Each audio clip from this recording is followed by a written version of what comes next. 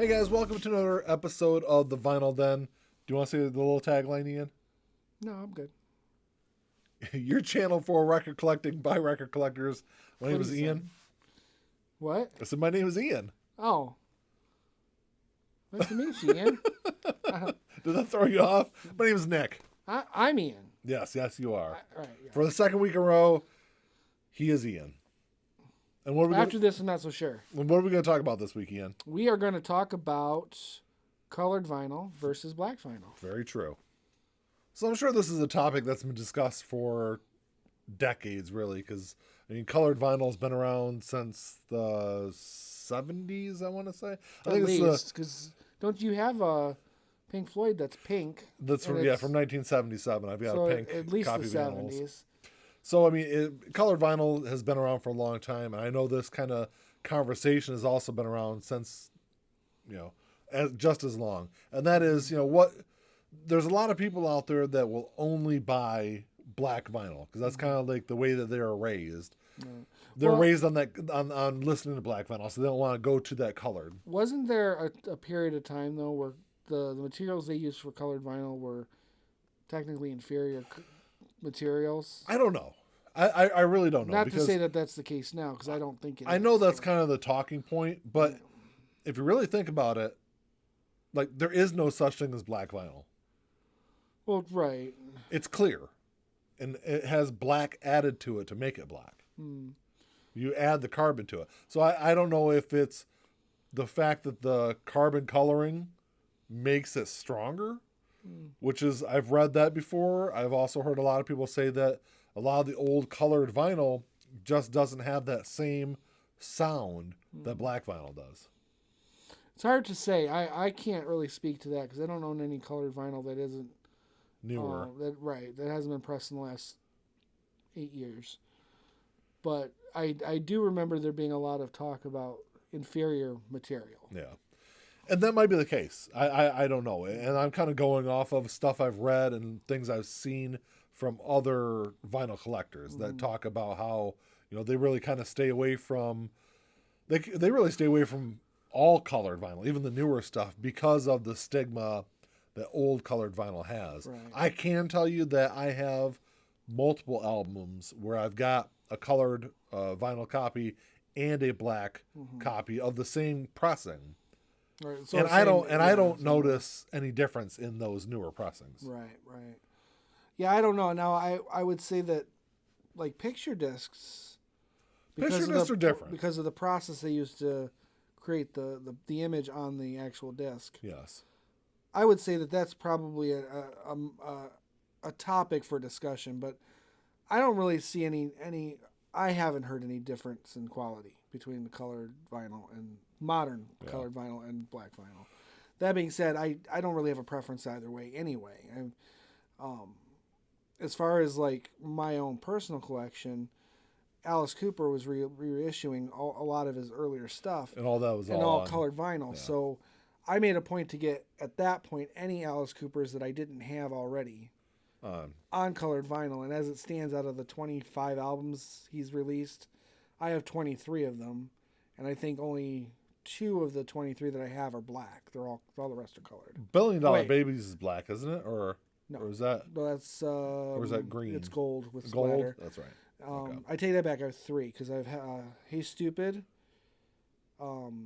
Pretty's for You, and Easy Action. I thought Pretty's for You was released on colored vinyl. It was after I bought it on black vinyl. All right, gotcha. And now that I don't know, is my Easy Action black?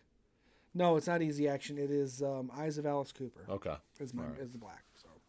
So I still have 3 of them are black. The rest are colored. I prefer to kind of keep things uniform, so that's why I focused on that. I'm not too upset about having that Pretty's for You and not having the colored version. Yeah. Because I just, at that point I already have the album.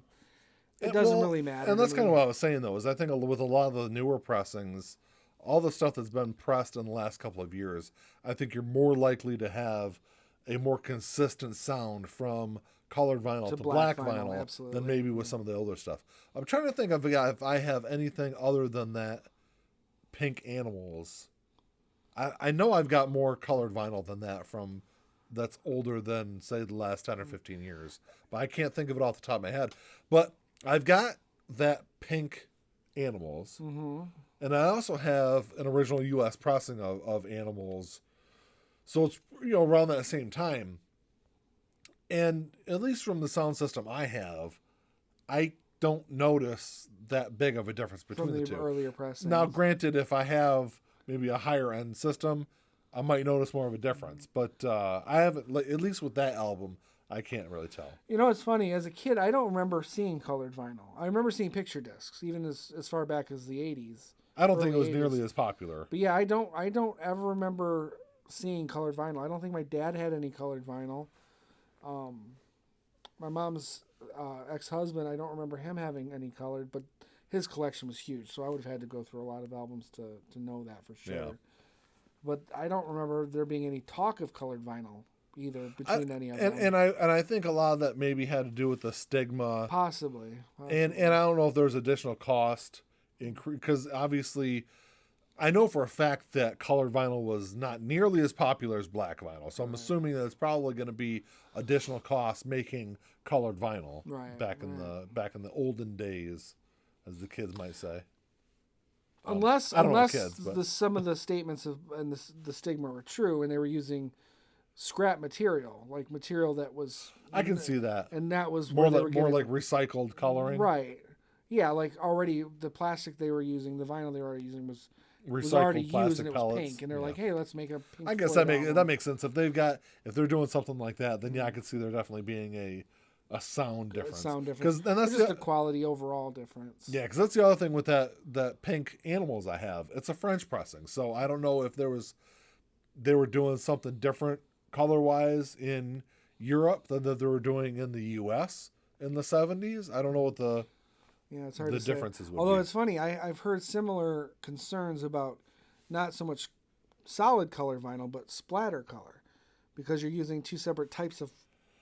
Or not two separate types, but you're blending colors into that separate. I haven't really heard about it with splatter vinyl. What I've heard is with the split color vinyl. So there's a lot of records out there you'll see where it'll be, like white on one side, blue on the other. Exactly. That split vinyl, I've heard that there can be some kind of difference, a variation in the split sides, and where the grooves intersect with exactly. Mm-hmm. But as far as like splatter and all that, there really shouldn't be any difference because it's just kind of pressed in a uniform manner. True. It really doesn't really matter. But with when you're almost with those split vinyls, you're almost mirroring. I don't want to put my hands in front of the microphone here, but you're like cementing two halves of a record together. Right.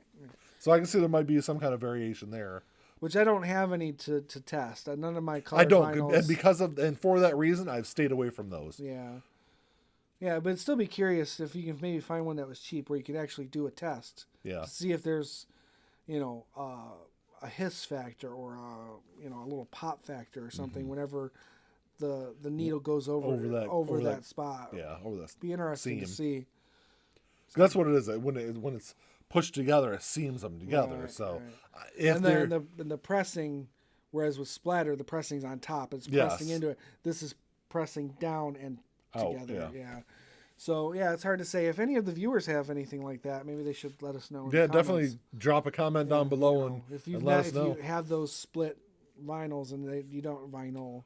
Do you say vinyls? I did. Split. Oh my God, Ian! If you have any of the split vinyl colors and you don't notice any difference, let us know because I'm curious to see what other people think. Yeah, but I don't know. It's just one of those interesting topics. I see it pop up I'm on a couple of different vinyl Facebook groups, so I see it pop up on a pretty consistent basis. Maybe once a month or so, a conversation about colored versus black vinyl pop up. I know a couple of really big vinyl collectors that have thousands and thousands of albums that they strictly only buy black vinyl just because they don't want to run into an issue where they come across a great album and it's a colored copy and it sounds inferior. Right. So, I mean, and to be fair, my sound system is not much.